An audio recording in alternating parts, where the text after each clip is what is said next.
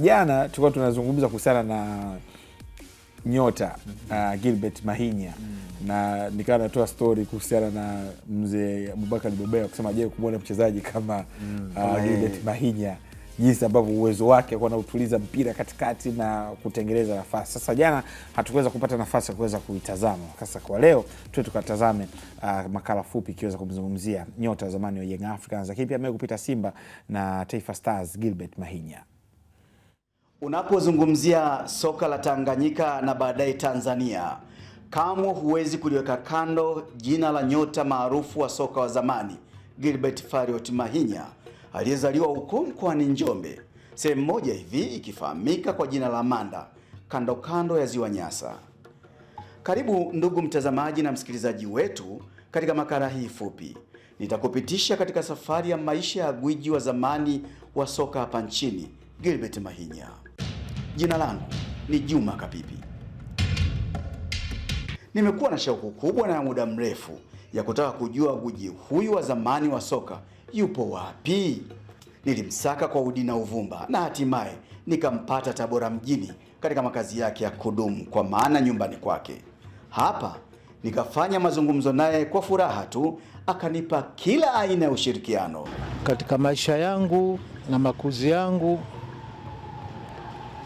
nimekulia kwa binamu yangu ambaye ni yeye, mama yangu alikuwa anamuita shangazi yake. Yule bwana naye alielelewa na baba yangu kwa sababu baba yake alikufa, aliwaacha wao wakiwa wadogo. Kwa hiyo yule brother alinichukua mimi, tukaja. Posting yake ya kwanza tulivyotoka pale kwa Lindi, wakati huo nikiwa na umri wa miaka 10 na nilikuwa darasa la pili enzi zile.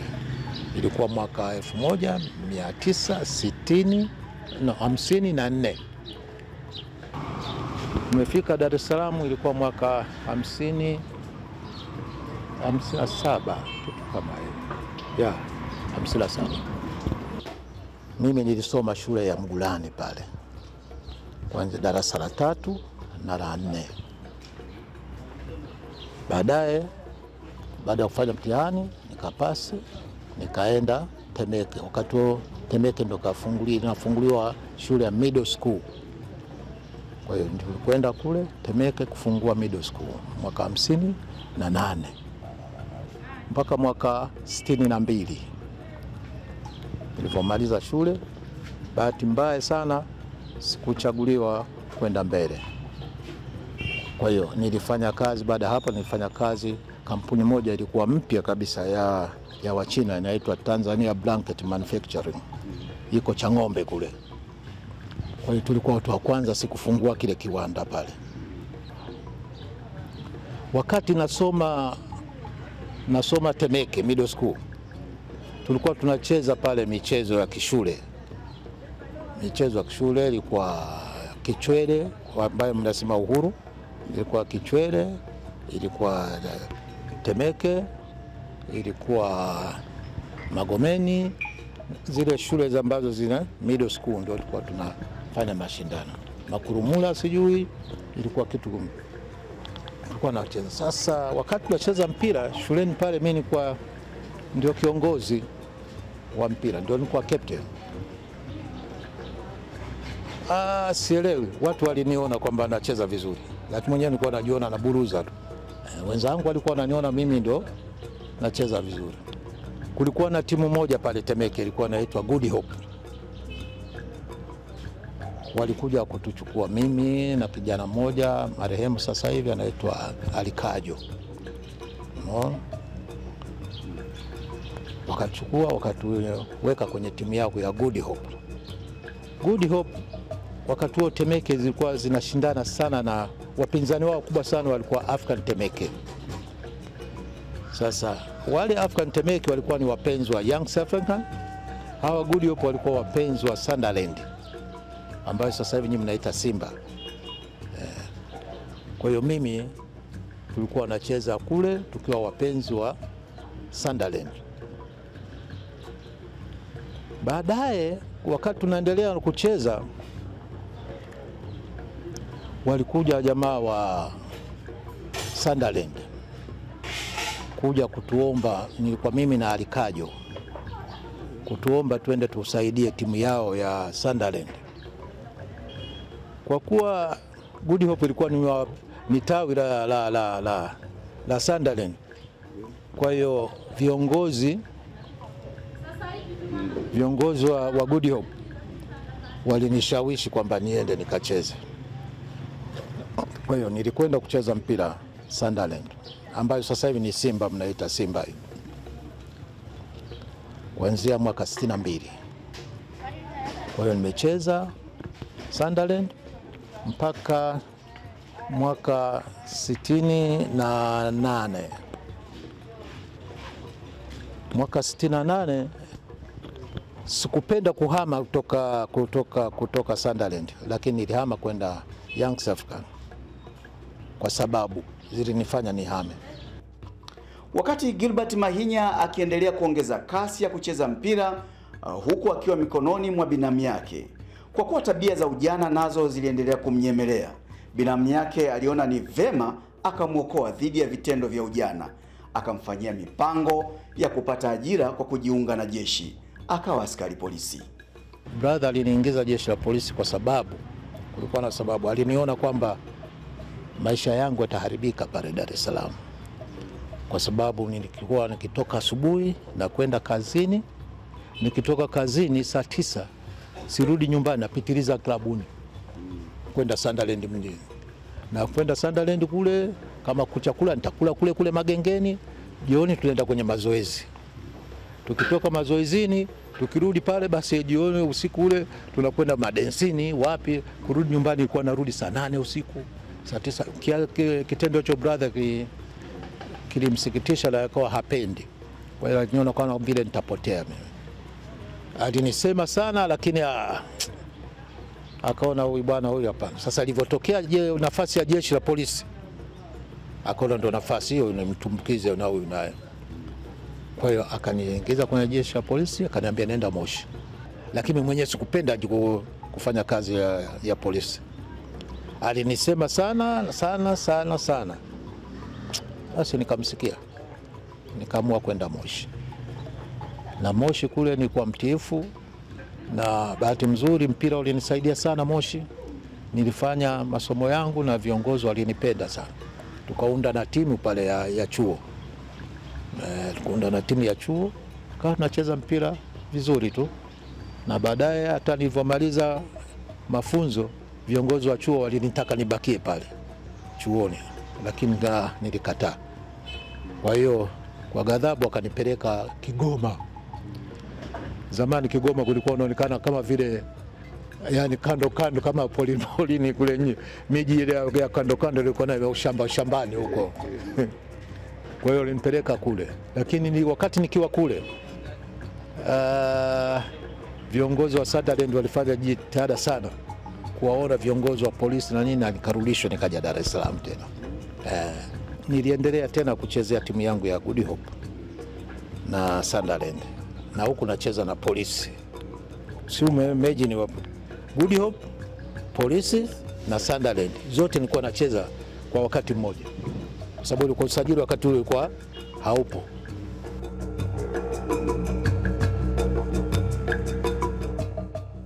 Kuondolewa kwa mfumo wa uchezaji holela kwa mchezaji mmoja kuchezea timu zaidi ya moja kutokana na ujio wa sheria za FIFA kwa wakati huo katika kuboresha soka duniani.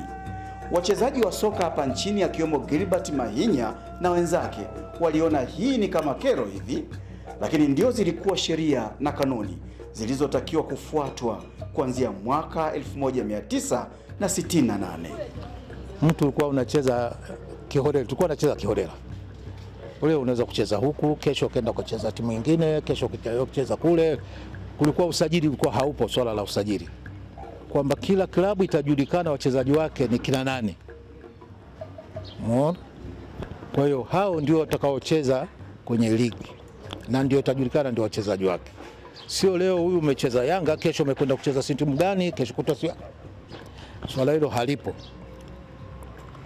Sasa mfumo huo kwetu sisi wa Tanzania ilikuwa wakati ule Tanganyika, Tanzania tayari. Wakati huo mfumo huo kwetu sisi ulikuwa ni mgeni sana, kwa sababu lilikuwa ni jambo la kigeni kwetu, lilituletea mshtuko kidogo, kwa sababu wachezaji wengi wa vilabu hivi Yanga, Simba, Cosmo wakati ule walikuwa wachezaji wao ni wachache sana, walikuwa wanategemea wachezaji wengi kutoa sehemu mbalimbali. Kwa kuna mpira basi sisi, mimi na Alikajo na jamaa mmoja alikuwa anaitwa Mbaraka alikuwa goalkeeper, tulikuwa tunatoka Good Hope Temeke. Kuna wengine walikuwa wanatoka Liverpool, kulikuwa na timu inaitwa Liverpool pale Ilala pale, wengine walikuwa wanatoka Magomeni. Kwa hiyo tulikuwa wanatoka timu mbalimbali, tunakuja pale tunacheza kama timu ya Sunderland. Sasa mfumo huu wa usajili ulivyoanza ulituletea matatizo, kwa sababu ilibidi wachezaji wale wote wanaochezea Sunderland au Yanga wachezee Yanga tu au Simba tu na sio timu nyingine. Vilabu kama hivi vidogo vidogo ambao vilitoa, kama mimi nilitoka kule Good Hope, vikachachamaa vikasema haiwezekani, sisi wachezaji wetu tunawachukua na wale wengine wakichukua. Sasa utakuta hii Simba Yanga wakawa hawana wachezaji. Sasa inakuwaje? Kipaji cha Gilbert Mahinya kiliendelea kudhihiri siku hadi siku kwenye macho na masikio ya watu.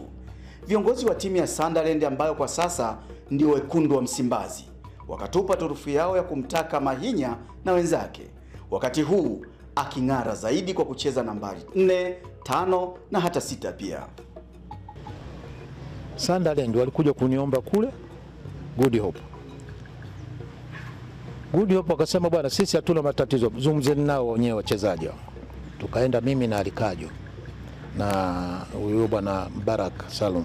Ile style waliotumia kuniconvince kwamba niendelee kucheza Sunderland, mimi haikuniridhisha, kwa sababu walitumia style ya vitisho, kutishia kwamba wewe bwana, tumekuita sisi sasa, mnawataka nyinyi wote mchezee timu yetu ya Sunderland na tumeona nyinyi ndio mnatufaa, tumeanza siku nyingi, kwa hiyo sijui unasemaje. Nilivyosema hapana, inaonekana niliwaudhi sana viongozi wale, wakaanza kunitolea maneno ya vitisho kwamba bwana mdogo, wewe ni mtoto sana, ni mtoto wetu wewe ni mtoto wetu, tumekaa na wewe hapa muda mrefu sana, tumekukuzia mpira wako wewe, usingeeleweka wewe Tanzania, lakini sisi tumekukuzia mpira wako. Kwa hiyo ukiondoka, shauri yako litakalo kupata hatujui. Vitisho hivi I say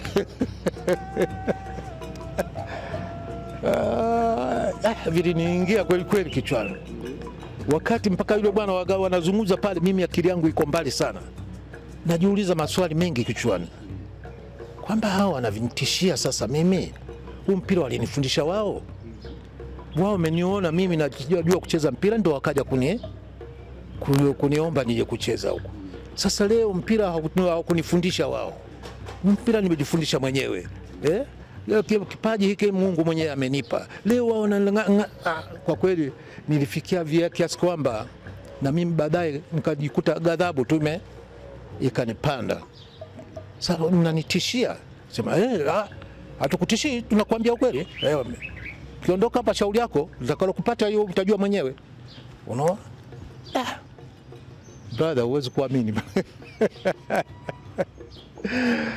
Nilikaa nikafikiri rohoni, nikaomba Mungu, nikasema Mungu wangu, roho yangu naiachia kwako, lolote lile litakalonipata basi wewe ndio utakalolifanikisha, lakini nakuomba unilinde tafadhali. Niliomba sana moyoni, Baadaye nikamwambia wazee, basi bwana, mimi kama ndio hivyo basi wacha mimi niende.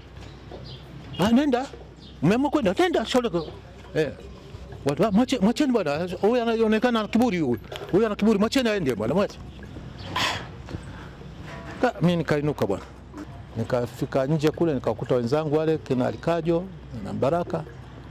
Vipi? Wakaniambia vipi? Wakaniona kwamba natoka kule nalia. Vipi? Kuna nini? Nikamwambia twendeni jamaa, twende zetu. Basi tukaondoka, tukaanza kupanda basi. Njiani ndio nikaanza kuwahadisia wenzangu. Mbona sisi hawakutuambia hivi? Sema basi sijui bwana, mimi mwenzenu mimi. Kwa kweli nilivotoka pale, kuanzia siku hiyo sikukanyaga tena klabuni pale Sunderland. Kwa hiyo sasa nikabakia mimi nacheza Polisi na timu ya Good Hope. Lakini sasa wakati huo tulikuwa tunachaguliwa kwenye timu ya taifa. Mimi wakati ule nilikuwa na marafiki zangu wengi tu ambao wako Young African. Kwa mfano alikuwa Maulidi Dirunga, alikuwa Athmani Kilambo, au kina Kitwana. Na hii ndio ilikuwa safari yake ya kuelekea mitaa ya Jangwani kujiunga na kikosi cha Yanga ambacho alikichezea tangu mnamo mwaka 1968 hadi 1973. Akapata umaarufu mkubwa mno kiasi cha kupewa jina la Mashine. Siku hiyo kulikuwa na mechi kikombe cha kwa kikombe ile finali yani Sunderland na Young African finali. Walikuja wale wenzangu, alikuja Kilambo, alikuja na Maulidi Dirunga. Wakaja usiku kama kwenye saa 4 usiku. Bwana Mahinya, tafadhali rafiki yangu, tunakuomba tusaidie mechi hii. Nikamwambia bwana, mimi bwana na Simba tena. Akasema bwana, lazima tafadhali tunakuomba tusaidie, vinginevyo tumefungwa bwana. Tunakuomba ucheze mechi hii moja tu basi. Nikafikiri kama basi haya, njoni kesho mnipitie. Sema haya. Basi nikakaa, mimi nikafikiria masihara. Ilipofika kwenye saa 9 hivi, nataka kuniondoke niende Good Hope kwa kufanya mazoezi. Wakaja wale mabwana na gari, Maulidi Dirunga na bwana Kilambo, Athmani Kilambo.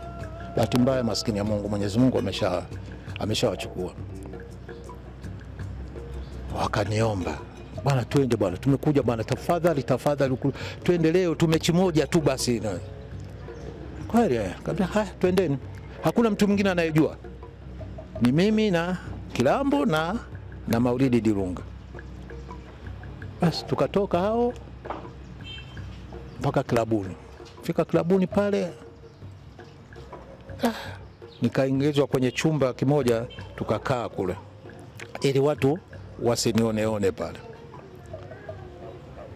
Baadaye akaja mwalimu na wachezaji walivyokuja wakaniona, bwana Manya, leo twende bwana katupigie. Nikamwambia ndio nimekuja hivyo. Basi Maulidi Dirunga na Kilambo wakamwita kocha pembeni, wakazungumza naye, sijui walizungumza naye vipi, lakini bila shaka walikuwa wanazungumza kwa juu yangu mimi. Basi baadaye kocha akaja, alikuwa anaitwa Bandala. Alipofika kocha, bwana Mahinya, ujambo bwana? Sijambo. Salama. Naomba bwana tusaidie leo. Nikamwambia ndio maana nimekuja hapa. Sema basi vizuri bwana. Kwa hiyo kapanga timu na mimi nikawemo ndani. Tukaondoka kwenda uwanjani. Uwanja gani? Ilala pale. Zamani tulikuwa tunachezea Ilala. Tulipofika uwanjani, wenzangu wakaniambia ngoja kwanza. usishuke kwanza we bwana, utaleta taharuki kidogo hapa. Basi tukafika pale, wakati filimbi inalia tuna foleni pale kwa ajili ya ukaguzi. Ndipo na mimi nikatoka, bwana twende bwana. Tukatoka. Nilivyoingia uwanjani, nafikiri wapenzi wa Sunderland ambayo Simba walipigwa na butwa. Hawakuamini kama ni mimi kweli ninaweza kuvaa jezi ya Yanga. Walipigwa na butwa. Na wapenzi wengine, hata wapenzi wa Yanga wengine walipigwa na butwa. Ni kweli yeye huyo au mwingine? Unaona? Kwa hiyo wale waliokuwa wameniona vishangwe na vigeregere ikawa kubwa sana. Kwa hiyo tulicheza mpira. Hiyo usiku kama ulisikia enzi hizo, tuliwafunga Simba, Sunderland goli 5. Mechi hiyo tuliwafunga. Ilikuwa mwaka 60, hiyo 68 hiyo. Tuliwafunga goli 5 bila. Baada ya kuondoka pale, mimi nilifunga moja. Nilifunga moja katika hizo 5 hizo. Mule uwanjani wale rafiki zangu wa Good Hope wale, yule Alikajo na mwenzie Mbaraka. Mbaraka alikuwa goalkeeper. Alikajo alikuwa ndo winga wa Sunderland. Nilipofunga goli mimi la 4, si la 4, ilikuwa la 4 kitu kama hivyo, la 4, la 3. Goli la 3. Yule bwana Alikaja alishindwa kuvumilia. Alinifuata akaniambia, bwana, ndio umeamua kweli au mimi naota ndoto? Tuko uwanjani tunacheza wote. Tunacheza. Yeye anacheza Sunderland, mimi nacheza Yanga. Ndio ananiuliza, hivi kweli umeamua kweli au mimi naota ndoto? Nikamwambia, sio ndoto, kweli sioni. Wewe nimekubamiza.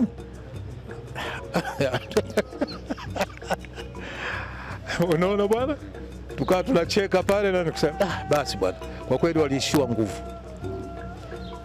Ule mshituko nafikiri uliwafanya mpaka wakashindwa kucheza wachezaji wa Sunderland. Kwa ajili yangu mimi tukawapiga goli 5. Nilipotoka pale nilipata ulinzi wa hali ya juu sana wa wanachama wa Yanga. Kutoka pale uwanjani mpaka tukafika klabuni. Kutoka klabuni nilisindikizwa na magari, utafikiri rahisi, mpaka nyumbani kwangu. Unaona bwana? Na siku ile wapenzi walikesha pale nyumbani kwangu. Walisema si hatutoki hapa, tumuone mwanachama wa Simba hapo, yani wa Sunderland aje hapa. Na kwa sababu nilikuwa nakaa kambini, waliogopa watu kuja kunisogelea. Basi kwanza hapo nikawa nachezea Sunderland, Young African, kuanzia siku hiyo. Kwa hiyo nikawa nacheza Polisi na timu ya Young African. Huyu ndio Gilbert Mahinya, gwiji wa zamani wa soka la Tanzania. Uwezo na kipaji chake ndicho kilimbeba akaaminiwa pia na kikosi cha timu ya taifa ya Tanzania, kwa misimu kadhaa akipeperusha bendera ya taifa kama mchezaji anayetegemewa na mwenye nidhamu ya hali ya juu, akiwa ndani na hata nje ya uwanja. Ndugu mtazamaji na msikilizaji wetu, hadi hapo ninaifikia nukta ya makala hii. Ni matumaini yangu basi umepata kumjua kwa kiasi chake Gilbert Mahinya, nyota wa zamani wa timu ya Yanga na Taifa Stars, aliyekuwa akitamba kwenye sauti za watangazaji wa soka redioni kwa wakati huo. Asante kwa kuwa nami. Usikose kuendelea kufuatilia vipindi vyetu vingine hapa hapa Azam Sports HD. Jina langu ni Juma Kapipi.